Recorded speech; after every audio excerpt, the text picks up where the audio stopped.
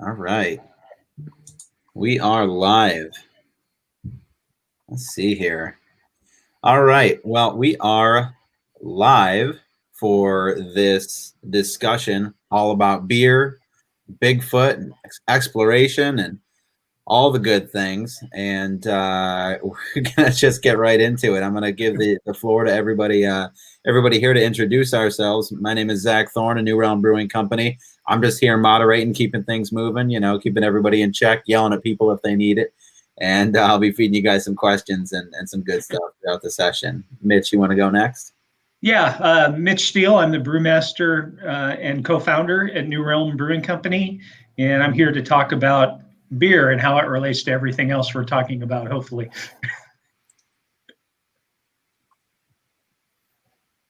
Who's up, Jeff? All right, I'll go. Everybody, I'm Jeff Thomas. I live in Augusta, Georgia, born and raised in Augusta, Georgia. Been into Bigfooting for about 11 years now, and had my sighting February 18th of 2012. I'm Lyle Blackburn.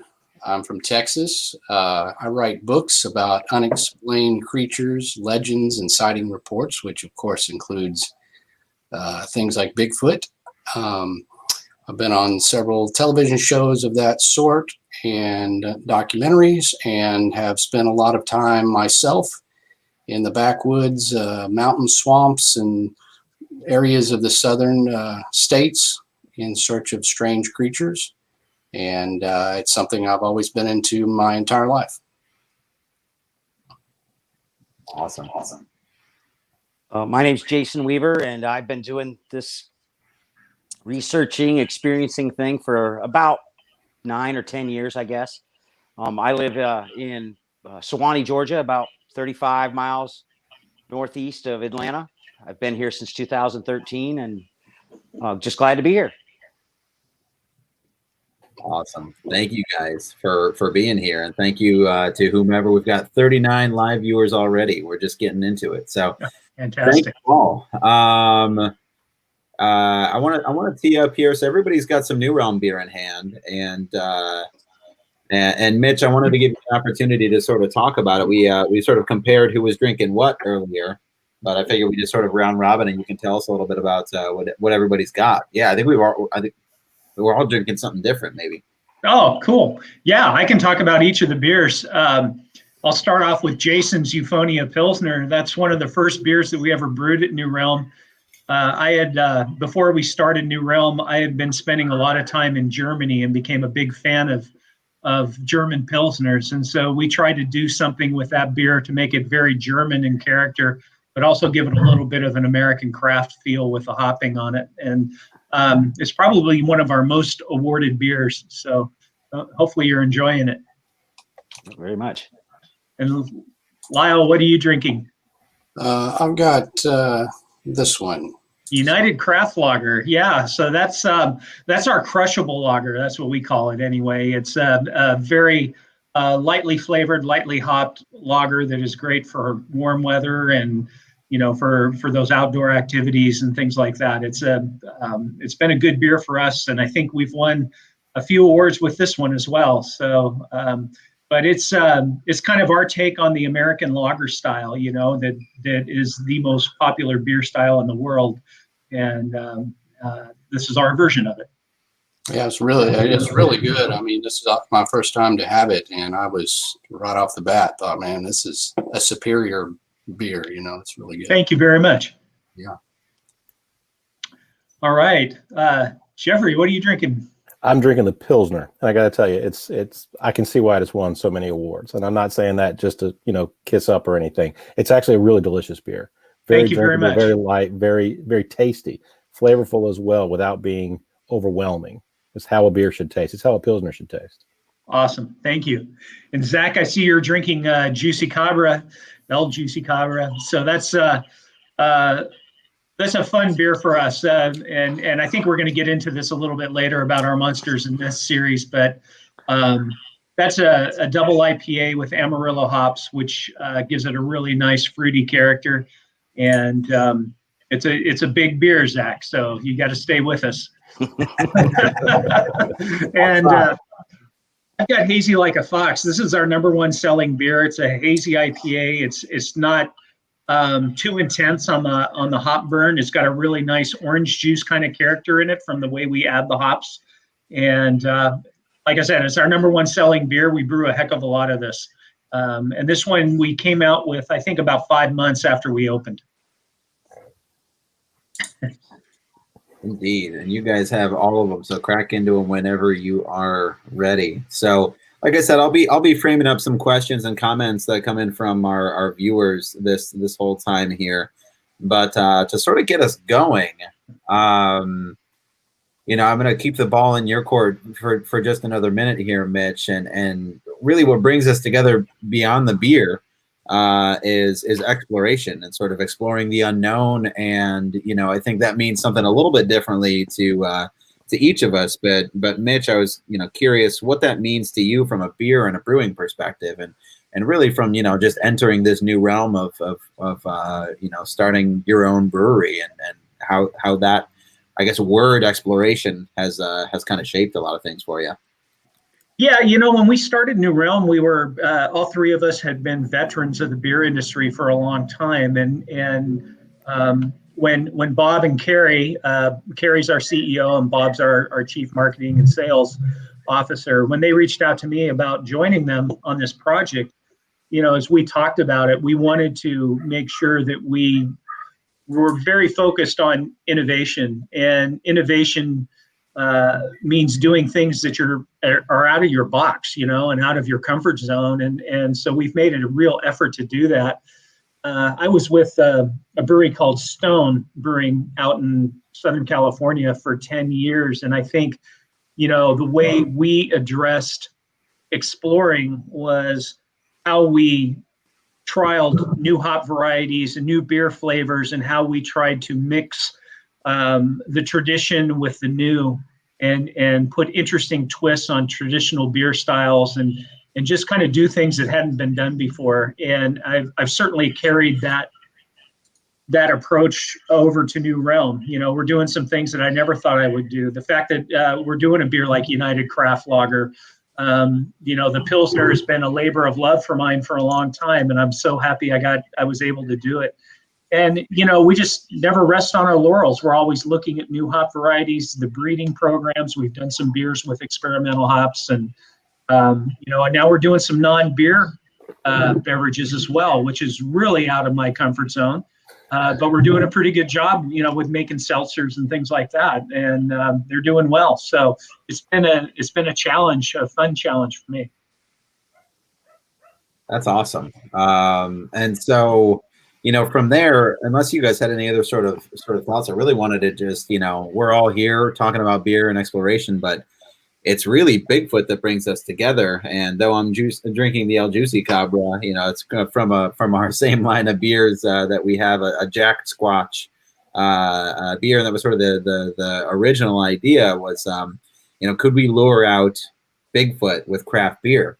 And Jason, you were a huge part of that, and we surprised you with a big, huge bar in the woods. And if y'all haven't seen the video yet, it's at newrealmbrewing.com/Bigfoot, and I'll put a link in there in the comments. But Jason, I guess one thing I didn't put in our notes, but maybe talk about that experience and sort of working on trying to use a big giant bar and our beer to try and lure out Bigfoot, and then we'll really dive in from there. But let's get all this New Realm stuff out of the way so we can really dig in. Yeah, that sounds great. When I was first approached to do this, one of the things that I stressed to the production company and those that were involved that first spoke to me about this, and I'm sure Jeff and Lyle would agree with me when I say this. The last thing we want to do as researchers and enthusiasts and experiencers is appear silly. And that's what I loved about the spot, was that you didn't make me or the subject silly in any way, because it's not at all. We'll attest to that. We take this very seriously, and that's what I really liked about when it came out, when the spot came out, is that they, it was a lot of fun. They didn't make me look goofy, as any more goofier than I already look, but it was a lot of fun. So I really appreciate you, having me involved and all that. And I know I've kind of been wearing Zach out with messaging and that kind of thing, but I really appreciate it. I'm a bit meticulous about things and I want it all to come together great. But the thing that I loved about doing that spot up there is it was a beautiful spot where the bar was built. It was unusual. My reaction in the commercial is legitimate. That's me. That was a real reaction. Y'all are crazy. I can't believe you all actually did this. And so we've got the bar there. We've got the bar stool. We've got the beer. And I was just blown away because it was a complete surprise to me as well, because you all kept everything very tight-lipped and, to the chest, which I really appreciated that as well. But to get up there and see an area, it was just off of a wildlife management area in North Georgia. And it was a beautiful area. And, to get to walk around and talk to the production company about what we do when we're out in the woods, what we see, what we hope to see, and what we hope to not see. And in my case, sometimes I'm not so enthusiastic about seeing one again, but I need to see one.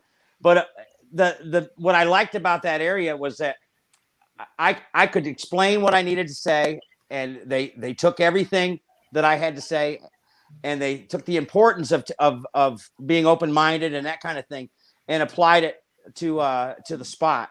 And the area where the bar was built was right in the middle, like I said, right in the middle of the woods in a wildlife management area.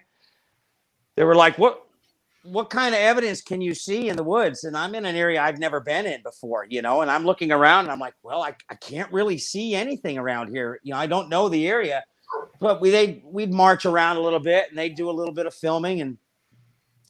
And at one particular point, I wanted to mention this. At one particular point, if you see in the spot, when I first come on screen, do I think we're being watched? Absolutely. That was they shot that just minutes after a very strange incident happened to me up in the woods, and where a rock was tossed. And when the rock was tossed, if you can imagine this, I've got the director and the assistant director, and I've got a couple of cameras, and I've got sound people and lighting and all that. So there's probably about a dozen or so people Scooby-Doo together in front of me.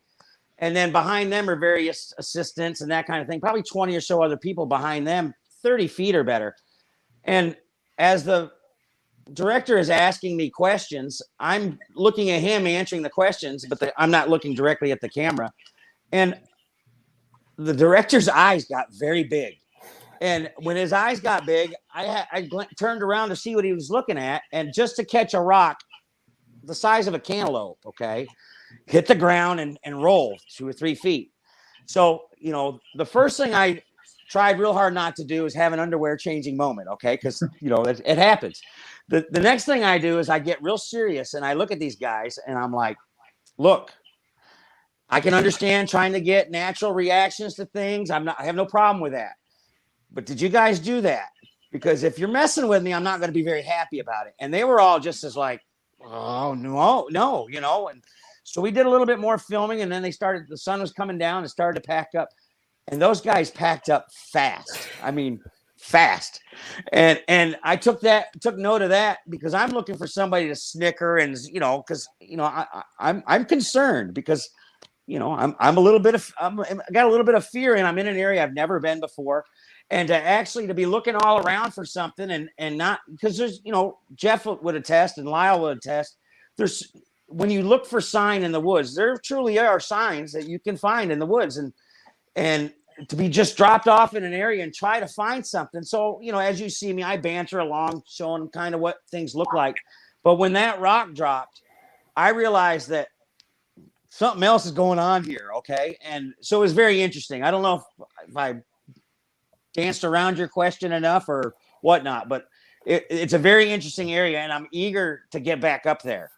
I don't know that area very well. I get up there to visit the museum. The Big Expedition Bigfoot Museum is just a couple of miles down the road from where it was shot. We did all the interiors there, but yep, Jeff's holding up his mug. I got a coffee cup in there, but I really want to go back and check out that area there because I believe it's a little nest egg there. I think there's something going on. And but I was excited. I was scared too. Don't get me wrong. I'm a little scared of this stuff. But I'm a face your fear, live your dreams sort of guy. So I decided 10 years ago I was tired of being scared of this and cowering. And now I'm, I got my badge of courage around me and I go out, I'm still shaking in my boots. Don't get me wrong. But that's an interesting area. I can't wait to get back up there. Yeah, it was a wild day. And, I was talking to one of the APs or whatever when that incident occurred. So I didn't even get to really see anything, but I remember the reaction of everybody around was just kind of like hair on the back of your neck standing up, kind of just freeze and wait to see what happens next. One of those kind of moments. And you mentioned sort of your history. So I figured we'd just stick with you for a second here, Jason. What if you don't mind sort of telling us your origin story, sort of what pulled you in and what kept you?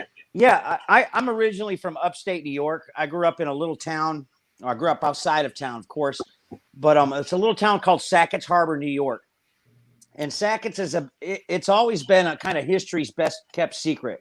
There's a lot of neat things, little quirky things about history, like the guy that invented chloroform lived there, and he also invented the percussion cap, for shooting rifles. And Clint Eastwood's great grandfather was a shipbuilder in my hometown, and it's got a lot of weird history things to it. Well, I found out after I got into the subject later on in life that Sasquatch Harbor was actually the very first place that a wild man report or sighting had been reported in the newspaper ever. It was the first report ever printed in an American newspaper. And so that's kind of interesting. But when I was in 1981, I was around 11 years old. I was picking berries with my cousin. And during the berry picking, I always lead.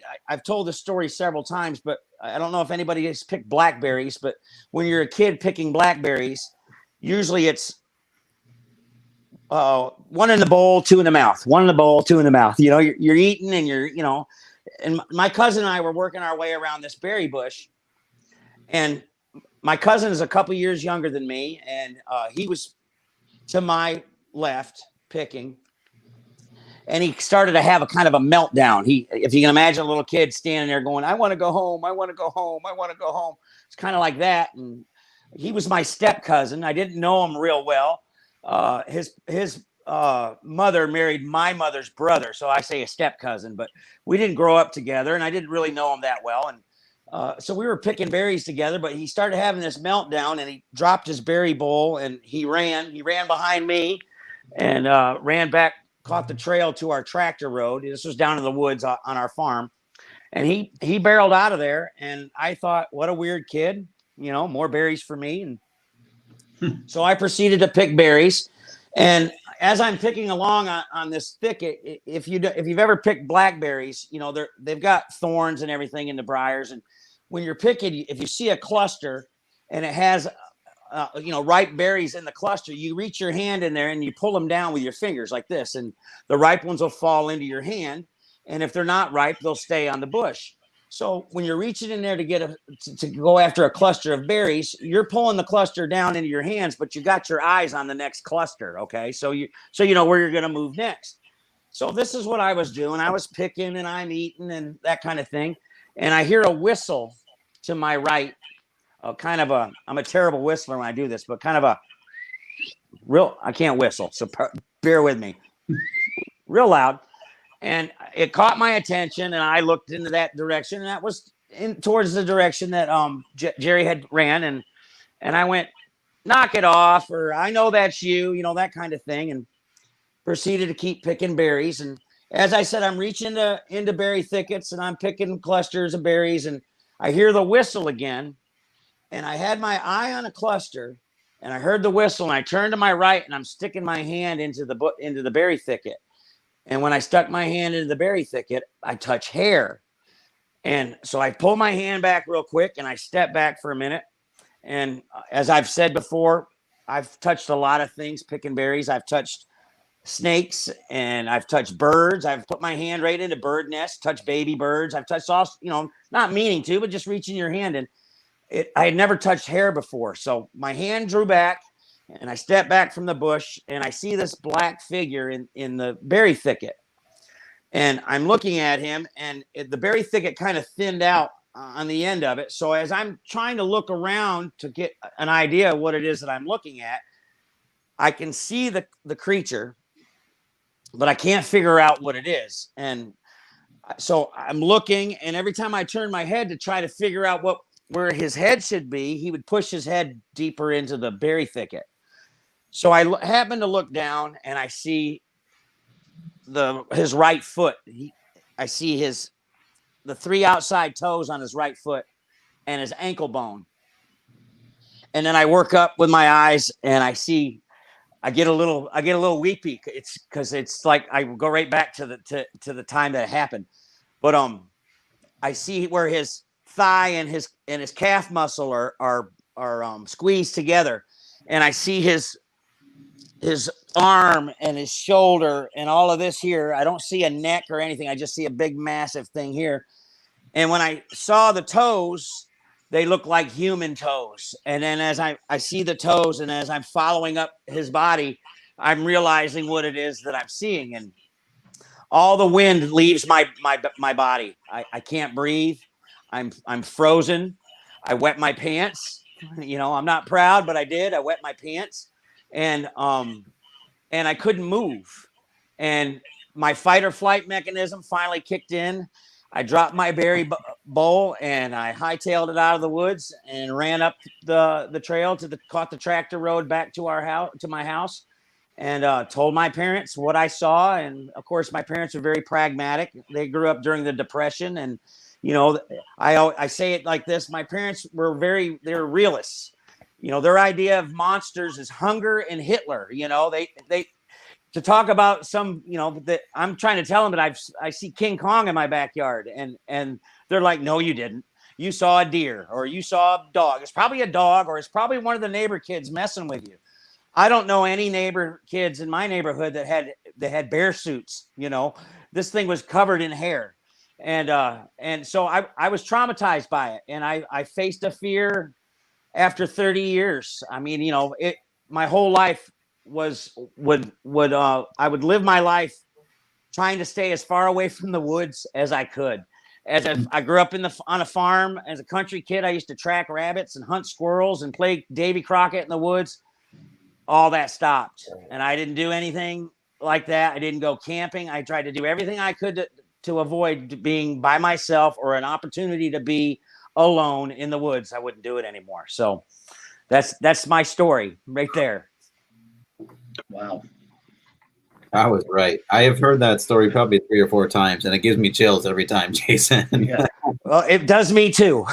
Drinking beer is probably not a good idea, because now I got to use the bathroom again. But it is interesting how primal the fear is. I mean, because I'm 50 years old now, 51. I just turned 51, and I still quake like a child. When I talk about it, I'm sitting here talking about it right now, and I'm shaking, and it's, I try to calm down, Weaver, try to get my head about me. And that's what I have to do in the woods too. It's not easy. It's not an easy thing to do, to go looking for these things when you're, because I'm not lying. I'm afraid of them. I don't know what Lyle's and Jeff's perspective is on that, but I still have some fear in there, but I'm trying to get past it, of course. But it's not an easy thing. It's simple, but it's not easy. And in interviewing people in the process of doing books and such, a lot of the witnesses have that same sort of emotional reaction. Something that could have traumatized them when they had a sighting at any point of their life, whether they were young or older. And that's a common thread. Some people kind of can cope with it, and some people, with an up close encounter like that, it just sticks with you the rest of your life. You can't unsee it, and you can't unfeel it, because it wasn't just something that I saw. I mean, I like I said, I felt it. I mean, I touched it, obviously, but I mean, just being in its presence was shattering. I mean, I can't explain it. I try to as best I can, But if you can imagine being so scared that you can, let loose of your pee or your bowels or whatever. I mean, if you can imagine being that afraid, it's not a simple thing to get over. It really isn't. And like Lyle said, it stays with you, and it's something you think about every day. I mean, I don't sit here and we do think about Bigfoot every day. I mean, when you're a researcher or experiencer, you do, but that encounter that I have it's one of my most vivid memories, and I'll always remember it. Something bad happens, I develop some kind of condition where I lose my memory. I'm pretty sure that won't be a memory I'll lose. Yeah, one of the tells that I usually, if I'm interviewing a witness, because I would say 90% of the stories that come in, they're usually people seeking attention or fame. But if they go back to a point like with Jason's story, where it invokes a moment of fear because they've gone their entire lives not even thinking about monsters, not thinking about lizard man or chupacabra or Bigfoot or Mothman or any of those things. It just doesn't exist to them. It's a realm of fantasy, as if it was unicorns. And suddenly there it is. There is this large creature, and it's very real in front of them. And some of the, I mean, I've talked with people that they still have nightmares from it. They wake up in a cold sweat. When they talk about it, like Jason does, it brings back that memory of that initial response that they have. And that's when you know you're talking with somebody who has had a legitimate sighting. And also, I'm onto the hazy like a fox. Yeah, All I right. got to go grab another one too. I'll be right back. Perfect. Now that's something that it seems as though you guys each are you've used the word interview, and that's an interesting topic to get into, and I want to hear both Lyle and Jeffrey your stories as well, but I think that's an interesting one because we do a lot of that as well, and I think you can really feel it when somebody means it, whether you talk to the lowest guy in the totem pole, or you talk to somebody who directly felt the thing, experienced the thing. There is a visceral sort of, you can see it in their eyes, you can hear it in their voice kind of thing. I think that's a really interesting sort of feeling that you can pick up on when you start having those kinds of conversations. Absolutely. You get a sense about people's credibility as you talk. The more and more people you talk in, doing research, which can include your own research going out, but also obviously in the course of, writing books and doing things, or you end up talking to so many people who have had these experiences, and you get a real good sense about who's sincere and who's not, and the ones that have some emotional impact on the witness. Absolutely. Jeffrey, do you want to? Your story was from 2012, right? Do you want to kind of dive in a little bit? Yeah. What got me all into it, of course, Lyle and Jason and I were all children of the 70s, so we were raised by television, and just fascinated with the entire subject since the 70s. Leonard Nimoy's In Search Of was one of the things that caused me to actually go into broadcasting for my college degree. After college, stayed in retail where I was and got kind of stuck into management. So after about 10 years of that, decided kind of going to invigorate myself a little bit and maybe do a documentary. So I started thinking about what kind of documentary would I like to do. And of course, I wanted to do a Bigfoot documentary because, none existed at that time. That's what I thought.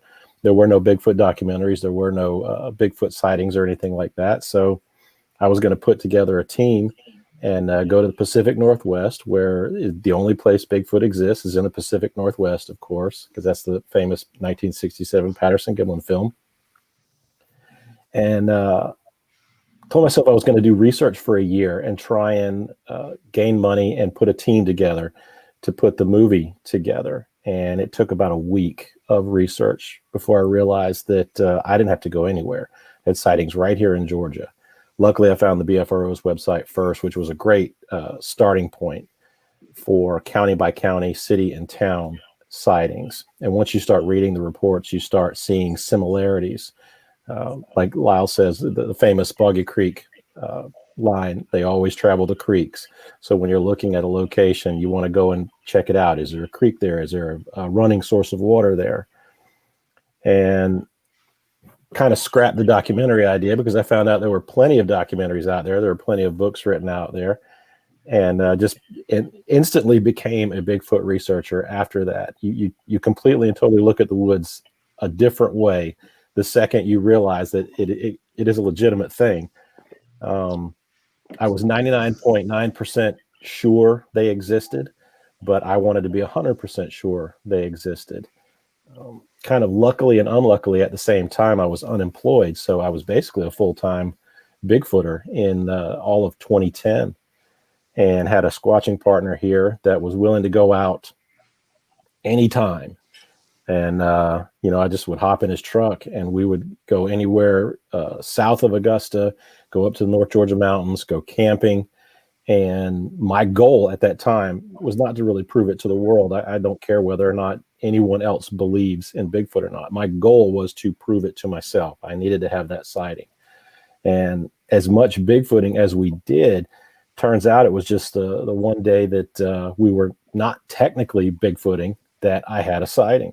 We were trying to introduce 2 new members to our group because it was me and just one other guy. And my cousin wanted to join our group, and another guy wanted to join our group. So we said, well, the best way to get to know somebody, let's take them down south to a swamp and trudge around in the woods with them in the swamp. And you automatically know 5 minutes in if somebody's going to work out or not. If they start complaining and whining, that's not the guy you want on an expedition overnight with you. So we're walking in the woods, and it was private property. It was about 100 acres of private property, surrounded by about 13,000 acres of privately owned land that's only timbered, not even farmed anymore, just in the middle of nowhere on the Savannah River down south of Augusta, Georgia. And my squatching buddy at the time was famous for having 2 left feet, so he always walked in big giant circles in the woods.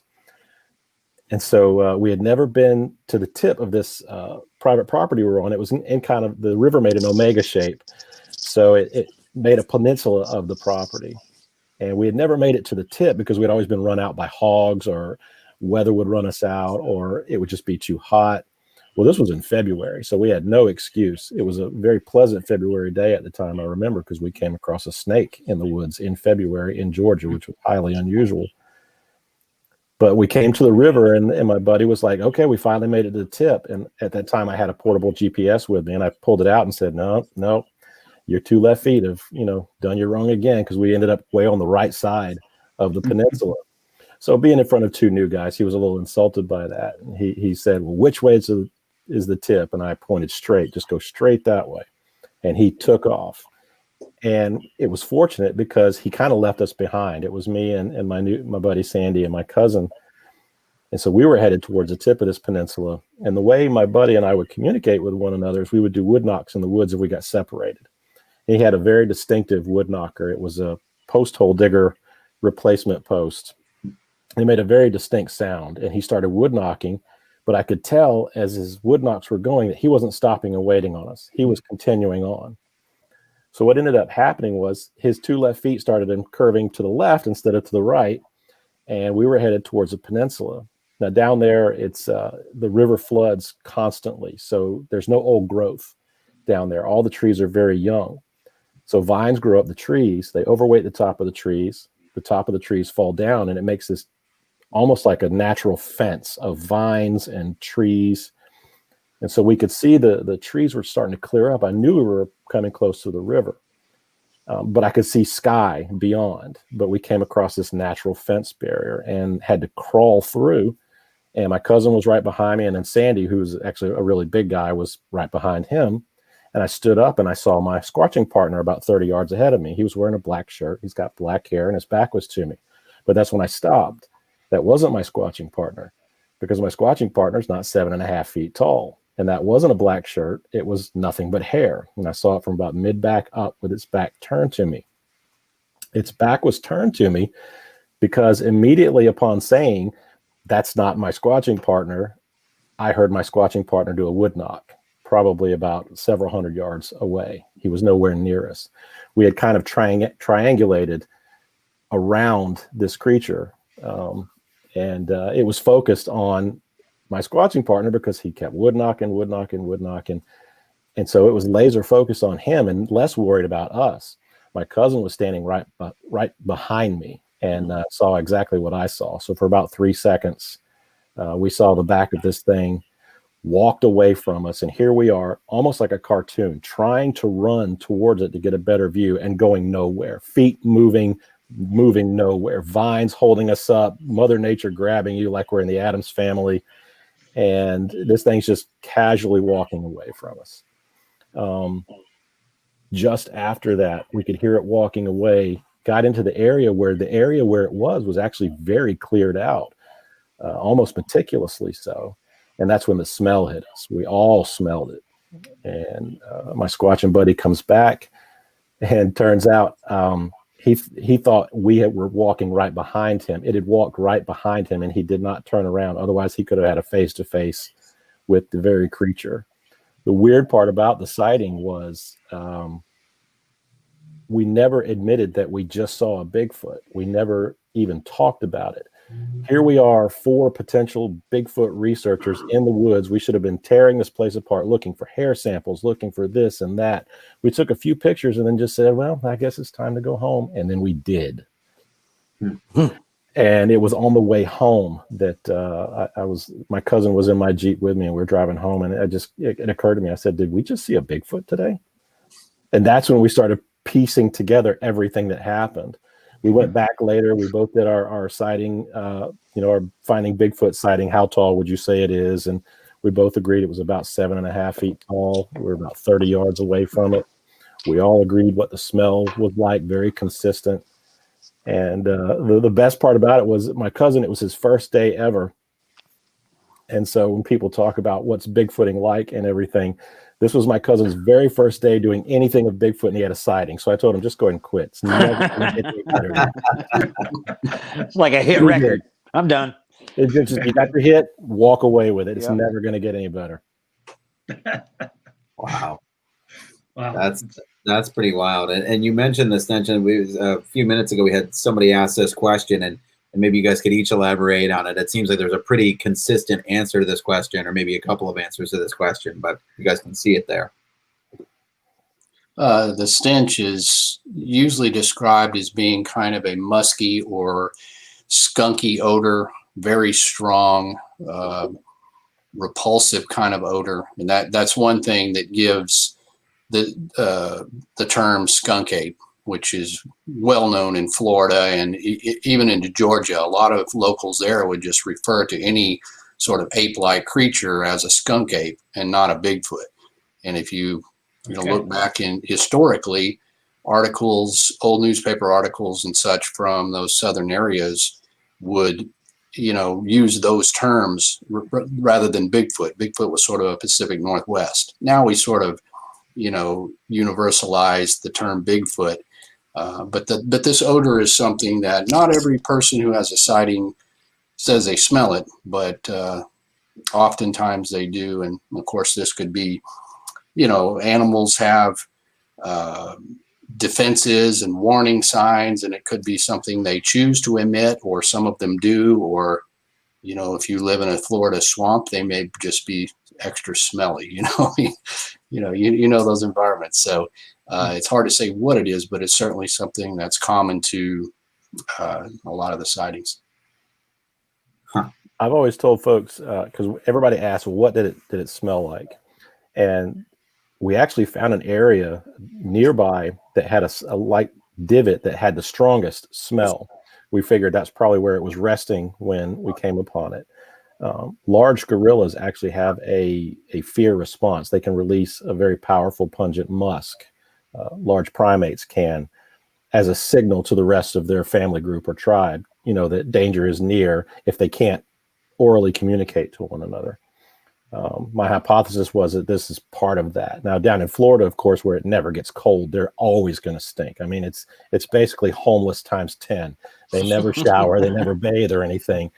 So, of course, they're going to have a very pungent, skunky smell. But this smell that happened was very, I've described it as if guys can relate to this.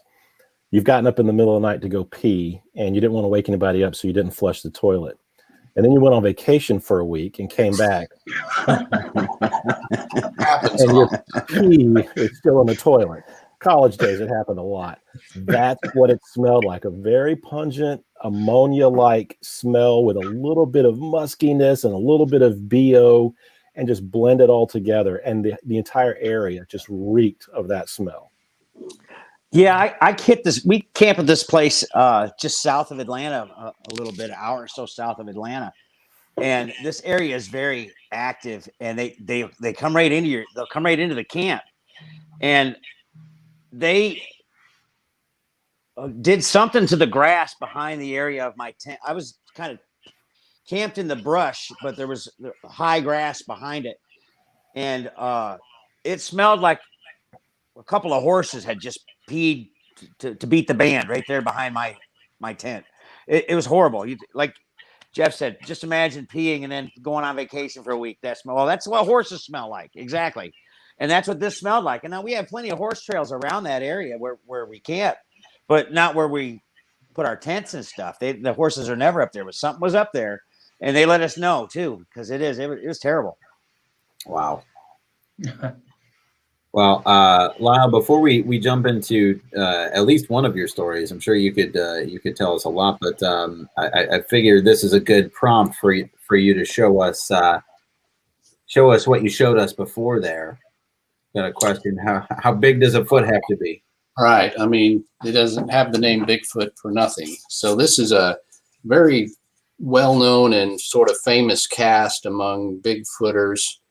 And, when people say, well, there's no evidence of this, there is some concrete evidence. While, this doesn't prove the existence, there are credible tracks like this. And this particular one was actually found in Georgia back in the 90s in an area of Pike County along Elkins Creek. And it's a rural area down there south of Atlanta. I've actually been down there and looked around, to put it in context as where this thing was found. But there was a family out there who lived right on the creek that kept calling the local sheriff's office saying that something was creeping around their home at night, and it began to get more active, and it was tearing things up, and they stored some corn there where they fed pigs, and it ripped the doors off of that. Something big, heavy, powerful. They saw footprints and things. Well, the police, every time these late people would call, it was an older couple. By the time they drove out there, way out there, whatever this thing was always gone. So one afternoon, one of the deputies on his own time decided to go out there during the day and have a look around. That way he could get a better perspective, because he felt sorry for the people and he knew something was happening. He thought maybe it was, people had a still out there or drugs. They were trying to run these people off or whatever. Well, in the process of looking around, he saw a little trail that went from behind their house down to this Elkins Creek. So he went down there and he's kind of looking around, and he noticed these huge footprints. So some of them were submerged in the creek, and then they went up on a muddy bar there before they stepped up into the woods and sort of disappeared. And he said at that point, the hair stood up on the back of his neck, because these weren't human footprints. They were these big, huge, and this thing measures like 18 inches. And he had the wherewithal to actually go up and get his plaster of Paris casting material and come down there and cast the track.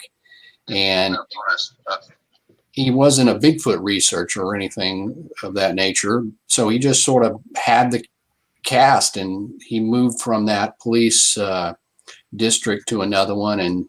And that was sort of the end of the story, until he actually ran into some guys who were interested in Bigfoot, and he told the story, and then he pulls out this cast, and everybody's like, oh my gosh. So the cast has since been examined by some of the notable guys that look into this subject, Dr. Jeffrey Meldrum, and was analyzed by a guy named Jimmy Chilcutt, which was an expert in fingerprint analysis for the FBI. He's actually in Texas, and they found what they believe to be dermal ridges, or sort of like fingerprints, like you have these identifying prints, evidence in this cast, perhaps. but it's one of the most well-known and certainly suggests that, while I'm pretty fearless in the woods, something that would make this thing the size, I mean, whatever made this, I don't think I would want to see it in the woods. And, so if you're in Georgia and enjoying some New Realm beer and hiking around, just keep your eyes open. That's good to know. Keep your Bigfoot beer goggles on, well adjusted. There you go. Exactly. Bring extra beer just to share, just in case. Right. It can't hurt. It can't hurt. Always a good idea. Don't buy 1 6-pack, buy 2, because this guy could, drink a whole 6-pack into himself. That's exactly right. So we've got some questions stacking up, but I wanted to give Lyle the opportunity to sort of tell us your origin story. We've heard Jeffrey's and Jason's, a little bit of Mitch's. Love to hear it. Well, I was bitten by a radioactive spider when I was in high school. Sounds right. I love the origin story. I love that. Not as good as that, perhaps, but like Jeffrey mentioned, I was a product of shows in the 1970s. I was always attracted to monster movies and things as far back as I can remember. And at some point, I got a book, a scholastic book that talked about sightings of the Yeti and Bigfoot in the Pacific Northwest and Loch Ness Monster.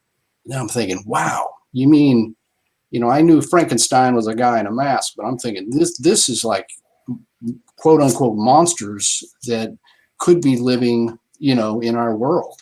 And so it just really sparked my imagination. I loved the show In Search Of. I would try to stay up late to watch it, and it spooked me out. But living in Texas at the time, to me, these creatures lived very far away, because the thinking was, Pacific Northwest or Scotland, Loch Ness Monster. But I saw a movie called The Legend of Boggy Creek in a drive-in sometime when I was really young. And that dramatized sightings of a Sasquatch-like creature in southern Arkansas, about 3 hours from where I lived in the Fort Worth, Dallas area. And so that just really captured my imagination. I grew up hunting with my father. He was an avid bow hunter. And so we were always out in these, wooded areas and passing through these little small towns. And when I saw The Legend of Boggy Creek, it was like, wow, this is like the coolest things I've ever seen. There's like a Bigfoot. He's a dangerous Bigfoot attacking people, and it's a southern thing. And so I spent, just as a casual reader of this kind of material through the rest of my life.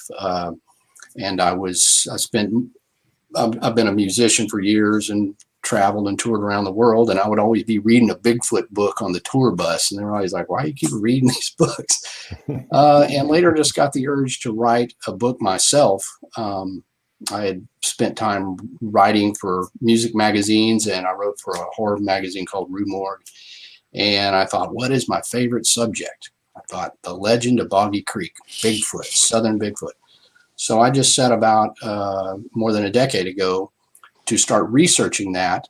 And that put me in this whole realm of realizing that there was active groups searching for Bigfoot in modern times.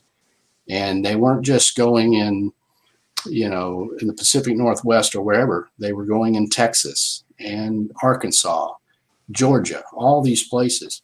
And so I just kind of became submerged into that. I've since, written 5 other books that have come out and done other things. But in the process of that, I've kind of kept my childlike fascination for creatures and my love of camping and hunting and fishing and things, so that now it's kind of a cool way to explore an adventure, because if I'm researching a certain subject, it gives me an excuse to go places that I wouldn't normally go and meet people I wouldn't normally meet.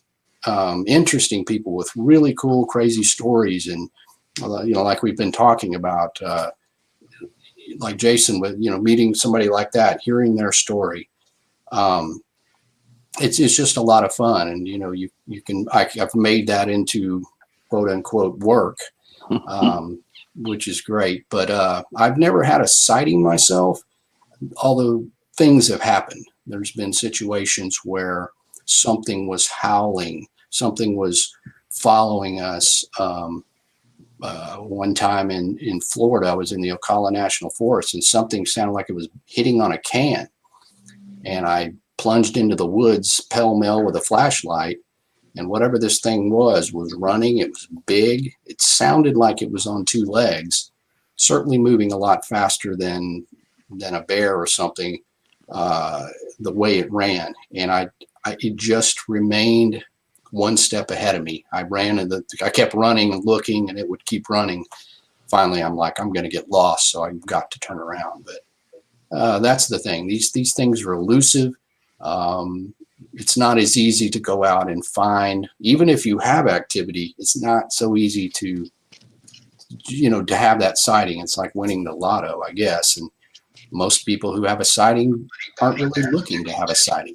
It's just something that happens. So, like that case. So, it's just a fascinating thing, and not necessarily all about.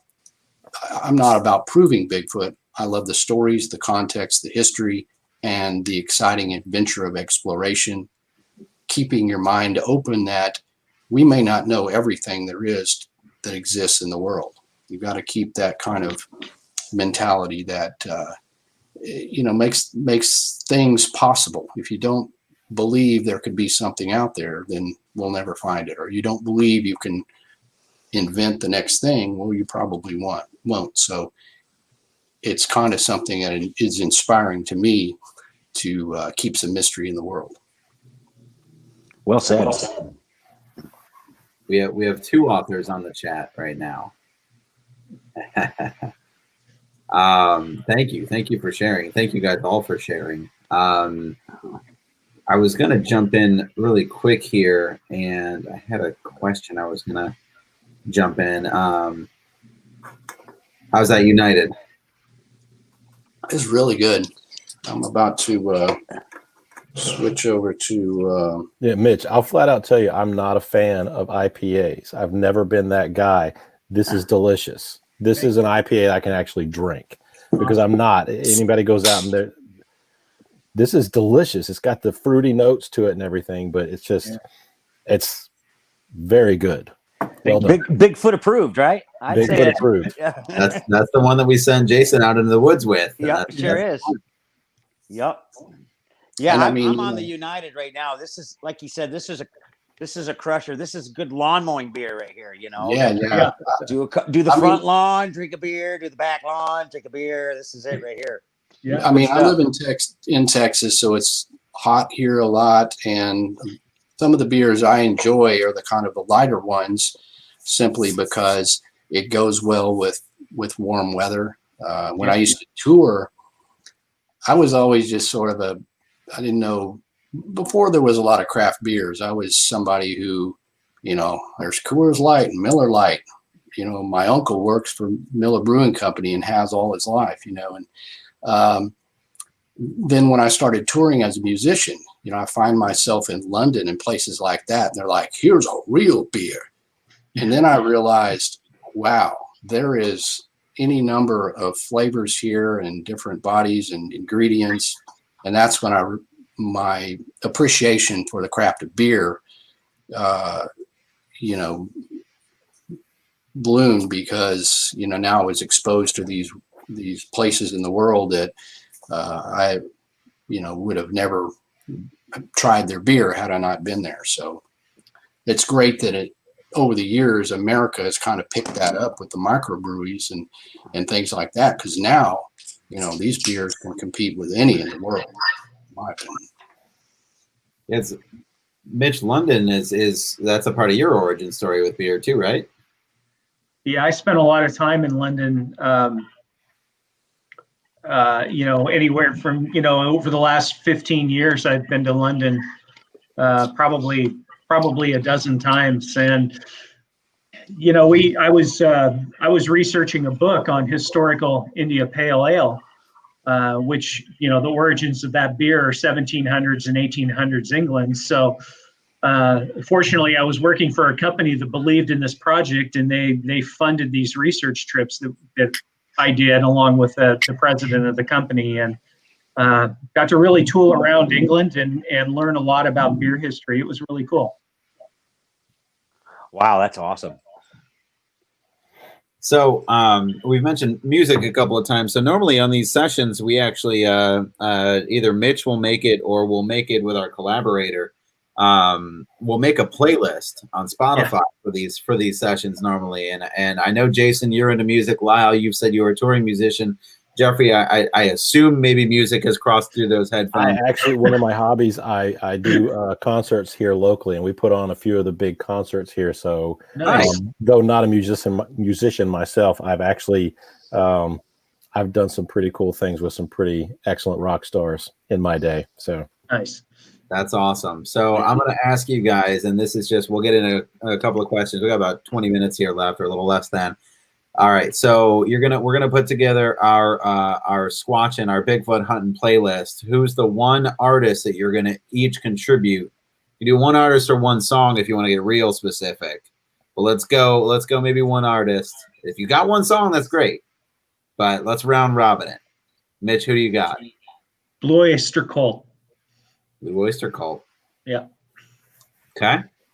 Jeffrey, who you got?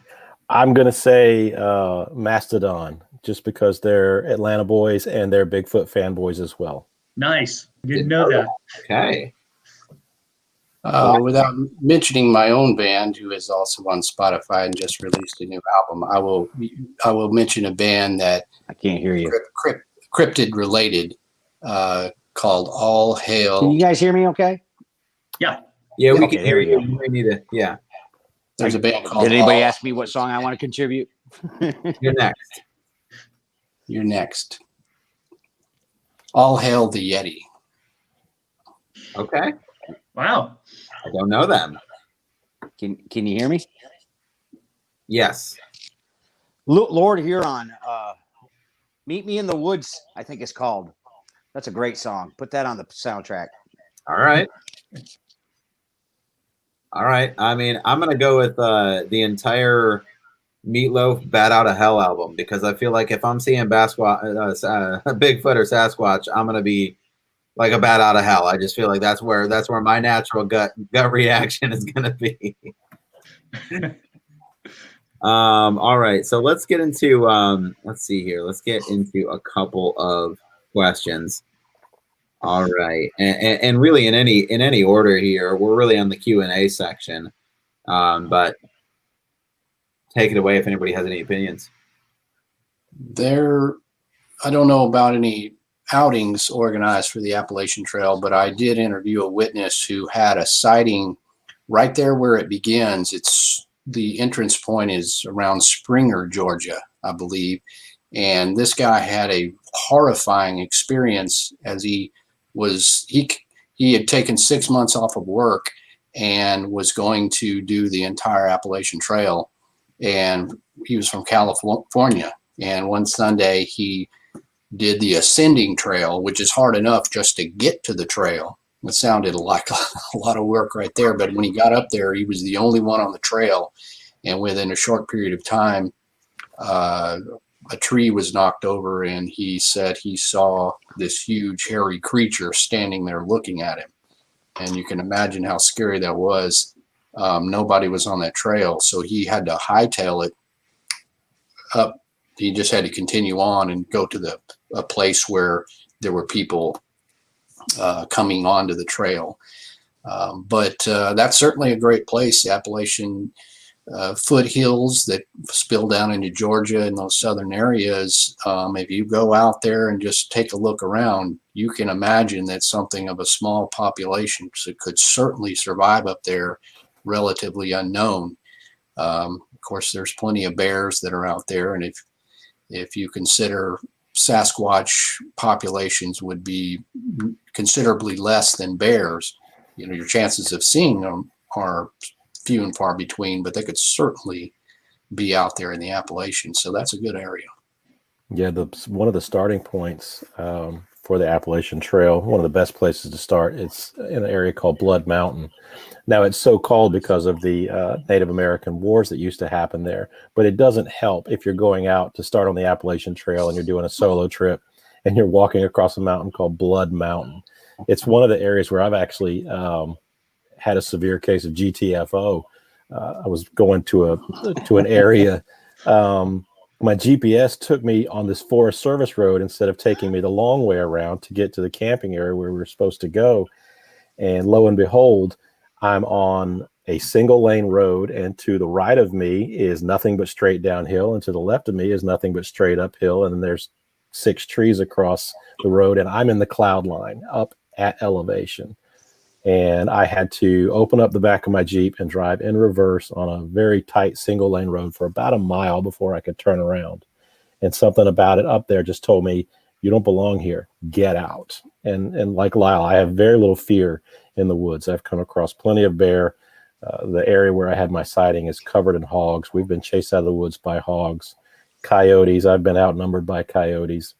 Not afraid of it, but every now and then, like there, I can understand how somebody would end up going on the app trail, which may be a life goal for them, and all of a sudden you're in the cloud line, it's foggy, you're at elevation, and something inside you completely says, get out, go away. And you do. You don't, there's no question about it. You don't stick around, you get out. Bat out of hell. All right, let's see here. Had another one lined up. Yeah, there's a lot of questions out there, Zach. This is really cool. And, mentioning Forest Service roads, certainly there's a lot of documented sightings as people drive down those sort of roads. That's when they run across. Yeah, I try to jump those Forest Service road gates every once in a while. I don't drive up there, but I'll jump those fences. They're usually orange here in Georgia and Tennessee. They're usually an orange gate across the service road. I'll pop over that thing and run up the road, and I'm never disappointed. It's we are their entertainment too. Camping, people say, what do you do to bring them in? Man, I sit around a campfire and talk with my friends and play guitar and do that kind of thing, and they come right in. Well, that's because you're quite a good guitarist and singer. I've heard your acoustic version, so I can imagine. Thanks, man. I appreciate that. Squatches would come in. I appreciate that. We did jam at Ohio Bigfoot Conference a few years ago, though. Yes. We had fun then. That was In a the little pit. cold. The guitars were cold, but it was fun. In the pit. And to Jason's point too, the one television show that I was on was in upstate New York, in the Adirondacks, near the Vermont New York state border. And his whole mantra, the person that invited me up there was Steve Culls, and his whole mantra is, we are their entertainment. And true to form, the very first night when the crew showed up, this was a National Geographic crew that had shown up. We did all our filming. We did everything that we needed to do. They wanted to watch us setting up camp, and everybody did their own little interview. And once everything was said and done, of course, the camera crew goes back to their comfy hotel, and we stay camping in the middle of the woods, in the middle of nowhere. And at about 3:20 in the morning, I think I was the first one to wimp out. And I said, look, I'm calling it. I'm going to my tent. And everybody else was like, oh, thank God. Nobody wanted to be the first one to call it and say, okay, I'm going to sleep. As soon as we got into our tents and we said our goodnight, John Boys, literally said our goodnight, John Boys. Everybody was like, good night, John Boy. Good night, Mary Ellen. There was a pounding on Steve's hood of his car. Now, his car was probably about 50 yards away in a parking area, and the campsite was a small trail to get to, and there was a pounding on a hood, which we got on audio. And it achieved the effect that it wanted to achieve. We all got up to see what the hell just happened. We all got out of our tents, and we all were roaming around with our flashlights, and he said, there we go. We are their television, and they weren't done watching us yet. Wow. That's wild. So we had Julie Tremblay ask, have you seen female Sasquatch? And I guess I really I never really considered the gender question. I mean, that's something that people mention from time to time. Witnesses will say believed it to be a female or male, either one. But I mean, if you know the famous Patterson-Gimlin film from 1967, the very famous, pose, what we think of as Bigfoot, iconically, if you look closely, that's a female there. If it's a real creature, it's got the female anatomy. So certainly, if these exist and there is a population of them, there's not just one. You would naturally need males, females, and people often, witnesses, will say, well, this thing looked 5 feet tall. They'll describe different heights. Well, naturally, they don't just pop up at gigantic proportions. They grow up. And so it makes sense to see varieties of even hair color varieties. That seems logical if we assume that there is a population of these things. And I can't say for 100% what the gender of my sighting was, but typically when someone is describing a Bigfoot, they talk about the massive size, 3 foot, 4 foot wide at the shoulders. They can actually see musculature through the hair of the being. They always talk about how jacked they are in the woods. And yet my sighting, even though it was 7.5 feet tall, it was incredibly lean, which would lead me to believe it was either a juvenile or possibly a female. But since I only saw the back of it, I cannot say one or the other, but I can say that it was very lean. A lot of the reports that you get varying reports of hair color, mostly auburn in my area, auburn and chestnut brown hair color, not necessarily black, though my sighting was solid black hair. I've had reports very close to of one that was solid white, which doesn't make any sense for the southern woods, because my woods are very much like Lyle's woods, not so much like Jason's, because Jason's a little bit at the Piedmont, whereas Lyle in the Dallas-Fort Worth and Augusta are very similar as far as the deciduous forests are concerned. So you don't get a whole lot of female reports from witnesses, though, in my experience. Yeah, not as many. Yeah, that's what I've always attributed that to the fact that, I think when someone sees a single Bigfoot, it's probably a male roaming looking for companionship, so to speak, So I think, generally speaking, when somebody does have a sighting, it more than likely would be a male, because they go out courting too, that kind of thing. So, the one that I saw as a kid I couldn't tell if it was a male or female at all, but it was lean. It was built like a basketball player is the only way I can describe it. It was like a basketball player, but I say he, whatever, but there's males and females. They have family units and children and all that kind of stuff.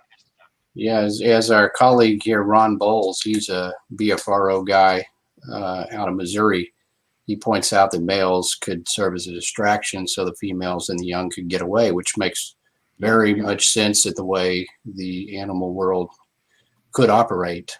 So yeah, that's a big possibility there. Yeah, I was going to add, one of the hypotheses is that most of the encounters are with males because that is the scout. That's the one that's coming to. Yeah.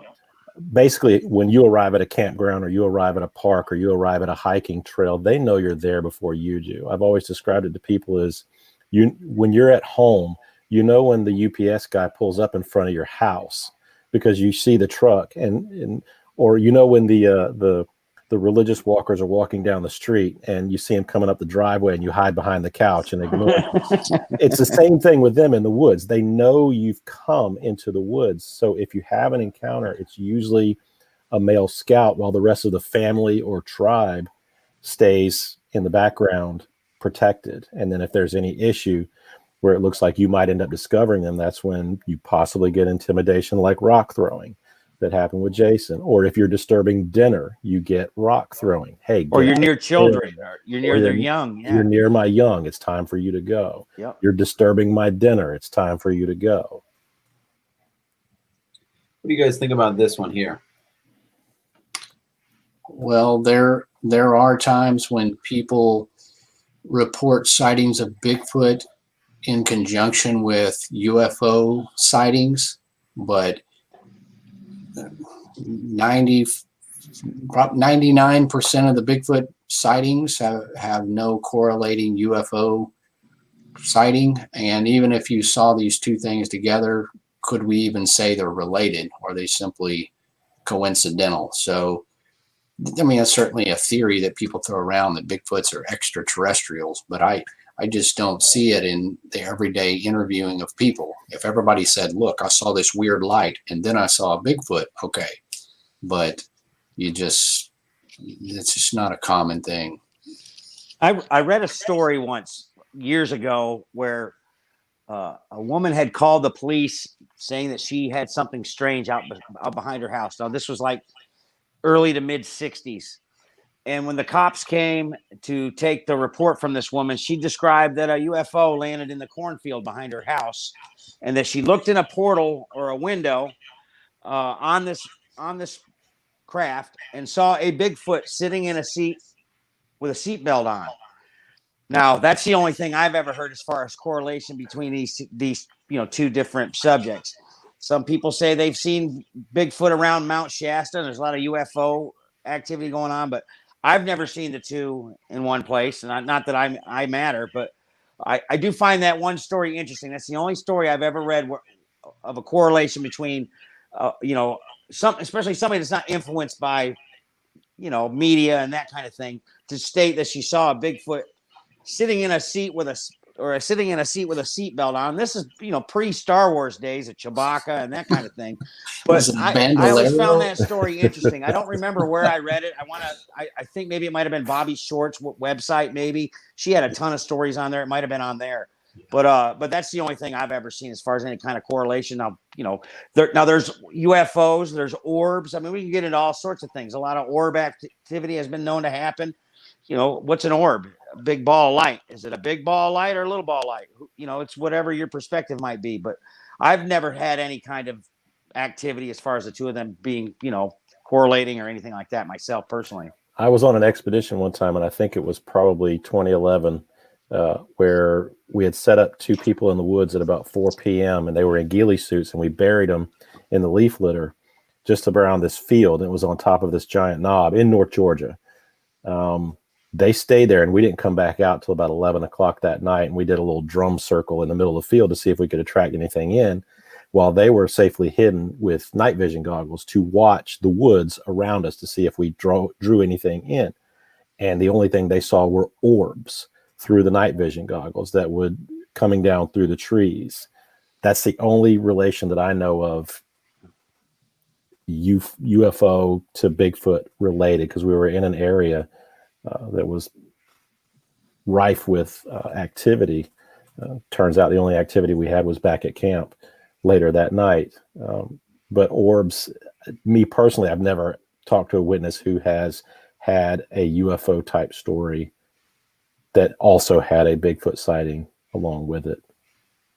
Yeah, it's a convenient explanation. Sorry, Lyle. It's a convenient explanation. But me personally, I just don't think the two mesh well together. I don't think so. In my book, Momo, the Missouri Monster, there were some corresponding things, but again, there was no way to say they were related. So that's just, that's just part of the puzzle of all these mysteries when you talk about paranormal as a whole.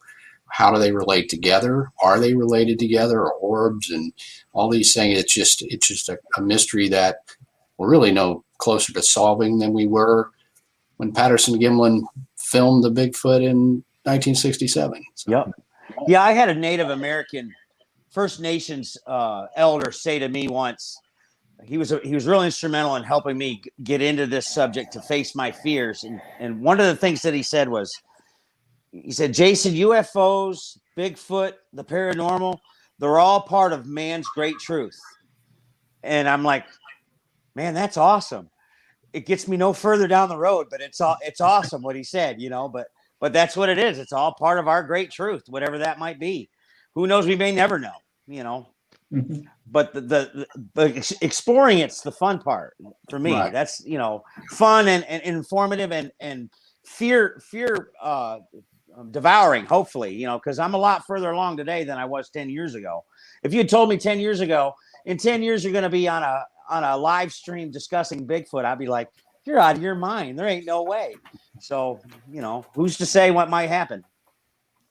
Keeps life interesting. Yep, sure does. Well, guys, we are in our final minute, and there are some questions we didn't get to. So if you can I'll send you guys each links to everything. I want to make sure that there's at least an opportunity for you guys to see some specifics about specific geographies and whatnot. But I'll follow up with you guys. I want to say thank you to everyone who tuned in.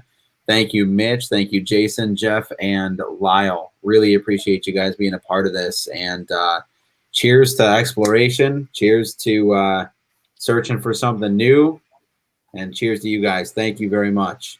Yeah, thank you. Thanks This a lot. Thanks for having me. Yeah, this is This great. was wonderful. Thank you. Yeah. You know Thank what you, I guys. always say? As a professional monster hunter, I can't always count on finding a monster, but I can always count on the delicious taste of a new realm beer. Cheers to that. I hope you Cheers. captured that, Zach. Thank you, guys. Have a good night. Thank you so You much. too. All right.